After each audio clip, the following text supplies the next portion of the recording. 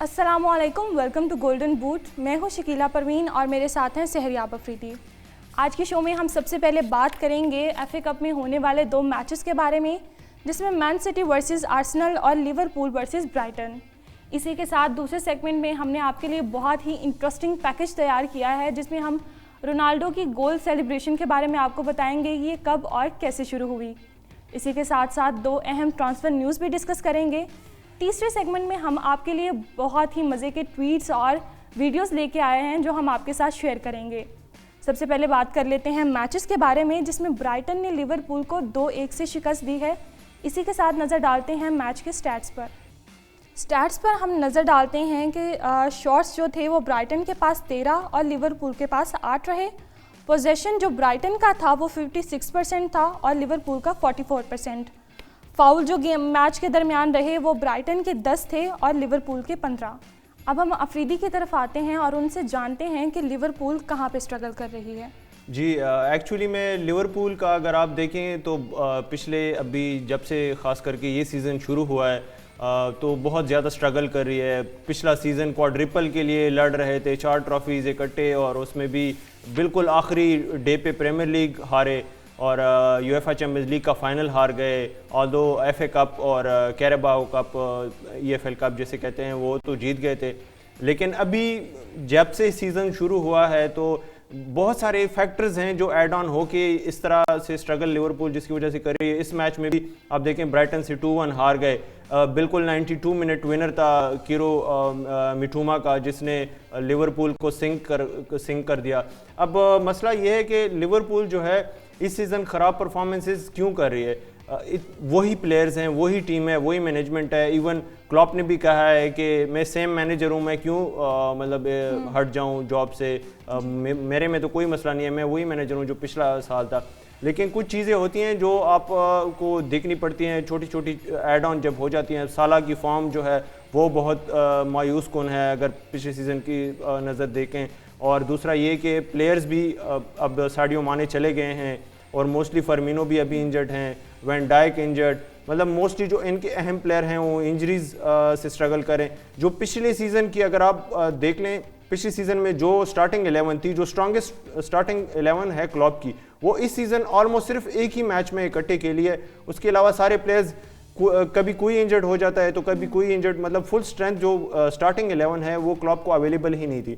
तो इसका भी थोड़ा सा एडवांटेज क्लॉप को देना पड़ेगा कि उनकी जो बेस्ट 11 है वो अवेलेबल ही नहीं थी इस पूरी सीज़न। इस सीज़न जो बेस्ट स्टार्टिंग 11 है क्लॉप के लिए, वो कोई एक अभी तक पूरे सीज़न में सिर्फ एक ही मैच में वो बेस्ट 11 हमें देखने को मिली है कि खेली हो। उसके अलावा तो मोस्टली प्लेयर्स इस सीज़न इंजर्ड रहे हैं, तो उसमें आप एक एडेड फैक्टर दे सकते हैं लिवरपूल को कि उनकी मोस्टली जो स्टार्टिंग 11 के बेस्ट प्लेयर्स हैं क्लॉप को, वो इस सीज़न पूरे अवेलेबल ही नहीं हुए। और दूसरा ये कि जो क्लॉप का इवन 7th सीज़न का कर्स है जो डॉर्टमंड में भी रहा था। डॉर्टमंड में काफ़ी आउटस्टैंडिंग उनके पहले 6 सीज़न गुजरे थे, फिर 7th सीज़न में ऑटोमेटिकली वो कुछ और चीज़ें, ऐसा नहीं है कि सिर्फ लक के ऊपर सारी चीज़ें आ जाती हैं, लेकिन छोटी छोटी चीज़ें ऐड ऑन हो के फिर वो फैक्टर बन जाती हैं मोस्टली। तो उसमें यह है कि प्लेयर्स का इंजर्ड होना, और लिवरपूल के मिडफील्ड में भी बहुत ज़्यादा लैग कर रही है लिवरपूल, कोई साइनिंग्स नहीं की। मोस्टली साइनिंग क्लॉप खुद भी कहते हैं कि उनको मिडफील्ड में इश्यूज़ हैं। ये हमारे फीचर्ड प्लेयर भी हैं और हमने इसको फीचर किया है अपने प्लेयर प्रोफाइल में।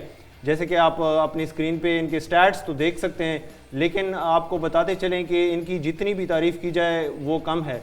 लेकिन ब्राइटन को ये एक तरह से एक गोल्ड प्लेयर जो है सिर्फ 2.5 मिलियन में मिला है, और अभी भी जाके अगर ये मार्केट पे सेल करना चाहें तो आराम से इनको 30 मिलियन तो दिलवा सकते हैं। बहुत ही आउटस्टैंडिंग ये वर्ल्ड कप में भी हमें नज़र आए जापान के लिए खेलते हुए, उधर भी उनकी शानदार परफॉर्मेंसेस थी, और अभी करंटली भी ब्राइटन के लिए हर मैच के बाद आउटस्टैंडिंग परफॉर्मेंसेस दे रहे हैं।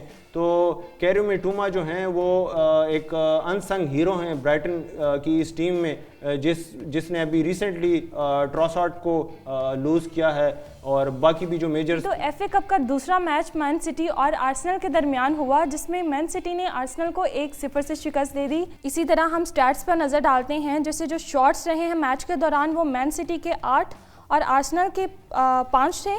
पोजेशन अफरीदी जो मैन सिटी का था वो 54% और आर्सेनल का 46% था। मैच के दौरान मैन सिटी के एक और आर्सेनल के 2 खिलाड़ियों को येलो कार्ड दिखाए गए। अफरीदी, आप हमें बताएं कि आर्सेनल जो लीग लीडर्स हैं वो मैच में कैसे लैग कर गए। एक्चुअली में जैसे आपने राइटली कहा कि लीग लीडर्स हैं और सिटी के साथ ही इनका टक्कर है टाइटल के लिए, और एक तरह से इस मैच को पंडित्स ने डब भी किया था कि इससे हमें एक फॉर्मेट मिल जाएगा कि क्या आर्सेनल जो है वो एंड तक अपने लीग को रिटेन कर पाएगी, लीग लीडरशिप को, और टाइटल जीत पाएगी, या सिटी जो है वो बहुत स्ट्रांग है। लेकिन इस मैच से हमें वो एक तरह से बिल्कुल एक वाज़ेह फ़र्क तो नहीं नज़र आया कि हाँ सिटी बहुत ज़्यादा स्ट्रांग थी या आर्सेनल बहुत ज़्यादा स्ट्रांग थी। एक इक्वल मैच था दोनों टीम्स के बीच में, और बहुत ही अच्छा खेली ना सिर्फ आर्सेनल बल्कि सिटी भी। और मुझे पर्सनली लगता है कि इस मैच में तो ऑल दो रिजल्ट जो था वो फेवर कर रहा था सिटी को कि 1-0 जीत गए, लेकिन Arsenal through out the match काफ़ी अच्छा खेली। और मुझे लग रहा है कि टाइटल अगर इसी तरह आर्सेनल खेलती रही तो टाइटल उनके अभी हाथ में ही है, परफॉर्मेंसेस इसी तरह आती रही। इस मैच में बस ये था कि कन्वर्जन जो थी वो थोड़ा सा लैग कर रही थी कि इनकिटिया, अब जेसूस की थोड़ी सी कमी फील हुई, इनकिटिया को चांसेस मिले लेकिन उसने फिनिश नहीं किए। दूसरी तरफ सिटी भी मायूस होगी, ऑल्दो विन तो किया है लेकिन एक डिफेंडर के गोल के ऊपर उनको रिलाई करना पड़ा, और अर्लिंग हालैंड को 2 अच्छे खासे चांसेस मिले, उसमें अर्लिंग हालैंड ने मिस किए। ऑल्दो अर्लिंग हालैंड जिस स्टैचर के खिलाड़ी हैं और जिस फ्रीक्वेंसी के साथ वो प्रीमियर लीग में गोल स्कोर कर रहे हैं, रिकॉर्ड्स तो वो वैसे ही ऑलरेडी उन्होंने काफ़ी तोड़े हैं, ऑल्दो आधा सीज़न हुआ है और अभी भी आगे भी तोड़ेंगे, लेकिन इस मैच में थोड़ा सा ऑफ कलर नज़र आए। केविन डे ब्रुयने के पास भी काफ़ी अच्छा चांस था, ऑल्दो उन्होंने खुद ही क्रिएट किया कि उन्होंने अपने लेफ्ट फुटेड से एक कर्लिंग शॉट गोलकीपर को भी लगा कि वो टॉप कॉर्नर में जा रहा है, लेकिन वो थोड़ा सा बाहर हुआ। ओवरऑल मैच जो था वो ग्रिलिश काफ़ी अच्छा खेला सिटी की तरफ से। आर्सेनल की तरफ से ओवरऑल तो टीम जो थी मिडफील्ड में काफ़ी अच्छा खेली। ट्रोसार्ड ने बहुत इंप्रेस किया मुझे, ब्राइटन से ही अभी ख़रीदा है और ये एक उनका पहला स्टार्टिंग मैच था, और मोस्टली चांसेस जो हैं वो ट्रोसार्ड ने क्रिएट किए। 3 तो बहुत ही क्लियर कट चांसेस उन्होंने क्रिएट करके दिए जिनको फिनिश नहीं कर पाई। थोड़ा सा लैग किया फिनिशिंग में आर्सेनल ने इस मैच में, लेकिन बिल्डअप में और डिफेंस में इस मैच में भी काफ़ी स्ट्रांग नज़र आई आर्सेनल। सिटी जैसी टीम को उन्होंने इस मैच में डोमिनेट किया, ये भी बहुत एक बड़ा स्टेटमेंट था आर्सेनल की तरफ से, और उन्होंने बताया कि जितने भी आप हमें डाउट करेंगे उतना ही हम स्ट्रांग आएंगे और आपको बताएंगे कि अब जो है वो हम वाकई में कंपेटिटर्स हैं और लीग लीडर्स वैसे तुक्के से नहीं हुए बल्कि हम अच्छा खेलें। बहुत ही आउटस्टैंडिंग परफॉर्मेंस थी आर्सेनल की, ऑल्दो रिजल्ट जो था वो फेवर कर रहा था सिटी को। सिटी 5th राउंड में तो चले गई, आर्सेनल थोड़ा सा मायूस होगी रिजल्ट से, लेकिन इस परफॉर्मेंस से थोड़ा सा कॉन्फिडेंस मिला होगा कि लीग जो है वो अब उनके हाथ में है। ऑल्दो उनके अभी 2 मैचेस प्रीमियर लीग में भी मैन सिटी के साथ रहते हैं जो कि एक तरह से सीज़न डिसाइडर्स हो सकते हैं। ऑल्दो उनका ये भी है कि फाइनल वीक्स में उनके काफ़ी टफ मैचेस हैं आर्सेनल के प्रीमियर लीग की अगर बात की जाए। FA कप से तो आउट हो गए हैं। एक तरह से ये भी है कि FA कप तो अच्छा खासा जीत चुकी है आर्सेनल, और मेन जो पर्पज़ और फोकस होगा वो प्रीमियर लीग के ऊपर होगा कि प्रीमियर लीग जीते। और बहुत अरसे से 2004 में जो इनविंसिबल सीज़न था आर्सेन वेंगर के अंडर, उसके बाद कोई टाइटल नहीं जीती प्रीमियर लीग का, तो ये एक बहुत बड़ी अपॉर्चुनिटी है और कोशिश करेंगे कि इसको अवेल करें। और जो आखिरी उनके 3-4 टफ मैचेस हैं जिसमें सिटी के साथ भी मैच है और न्यूकासल जो कि काफ़ी अच्छा खेले इस सीज़न, उनके साथ भी मैच हैं, वो किसी तरह जीते और टाइटल जो है अभी 5 पॉइंट्स तो आगे हैं मैन सिटी से, ऑल्दो उनके पास एक गेम इन हैंड भी है। सिटी ने 20 खेले हैं और आर्सेनल ने 19 खेले हैं। तो एक तरह से ये एक मैच था जो कि अगर इसमें आर्सेनल बुरा खेलती या कंप्लीट डोमिनेट करती मैन सिटी आर्सेनल को, तो हमें लगता कि, या पंडित मोस्टली कहते हैं कि आर्सेनल जो है वो शायद मुश्किल से जीत पाएगी टाइटल, अभी चांसेस कम हो गए। लेकिन इस मैच से उन्होंने दिखाया कि उनके टाइटल के चांसेस एटलीस्ट सिटी से करंटली ज़्यादा ही हैं। काफ़ी आउटस्टैंडिंग परफॉर्मेंस दी है और मैन ऑफ द मैच भी थे।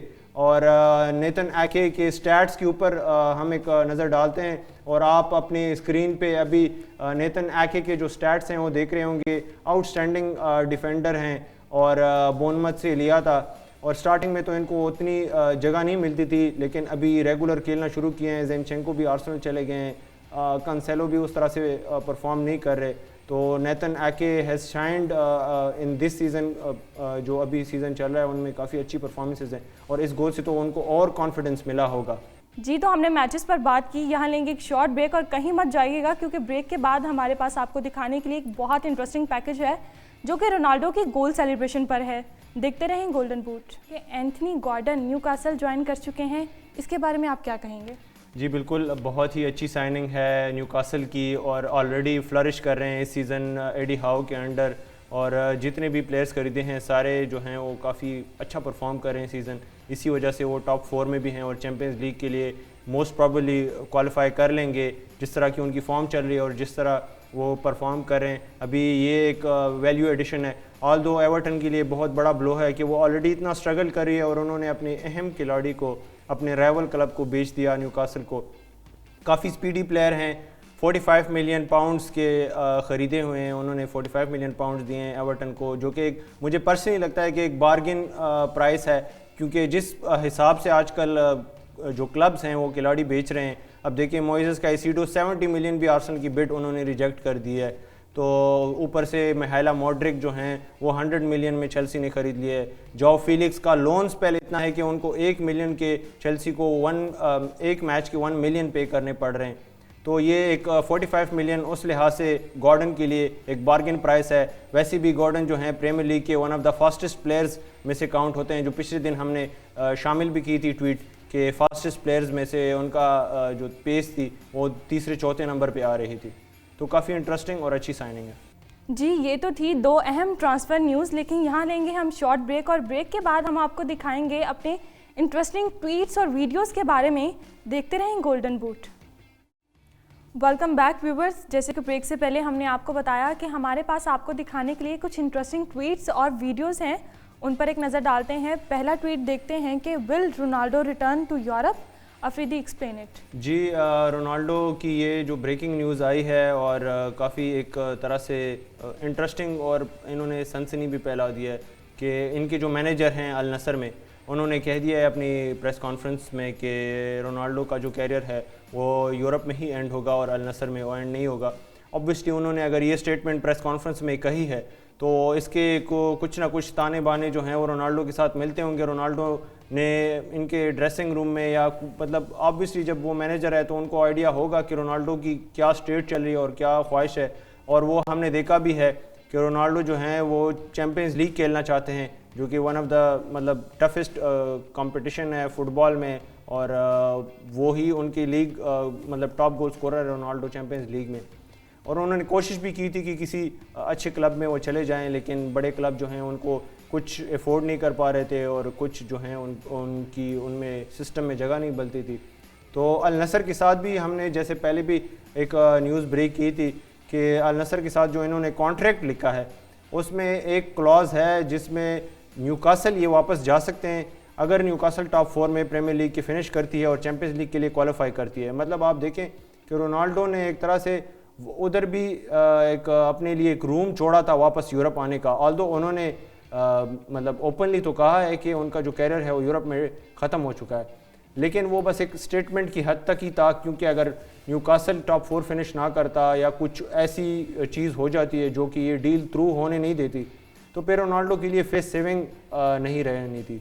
तो ये एक तरह से फेस सेविंग के लिए उन्होंने कहा कि उनका यूरोप में कैरियर ख़त्म हो चुका है, जो कि अब इनके मैनेजर ने जो स्टेटमेंट दे दी है कि उनका कैरियर जो है वो यूरोप में ही ख़त्म होगा, वो उस चीज़ की क्लैरिफिकेशन है एक तरह से कि नहीं, वो जो क्लॉज है उसका कोई ना कोई मकसद है जो अल नसर के साथ रोनाल्डो ने रखा है वापस न्यूकासल जाने का, क्योंकि न्यूकासल भी सऊदी ओन्ड क्लब है और अल नसर भी सऊदी ही क्लब है। तो अगर न्यूकासल अभी के लिए तो वो टॉप 4 में जो लग रहा है वो फिनिश कर लेगी, तो वो अगर वापस न्यूकासल आते हैं तो ये भी एक बहुत अच्छी डील हो जाएगी रोनाल्डो के लिए, क्योंकि न्यूकासल एक ऐसा क्लब है जो कि अभी बिल्ड हो रहा है और ऑयल मनी उसमें आ रहा है, तो वो एक मेजर स्टेक होल्डर हो सकता है बिग क्लब्स में।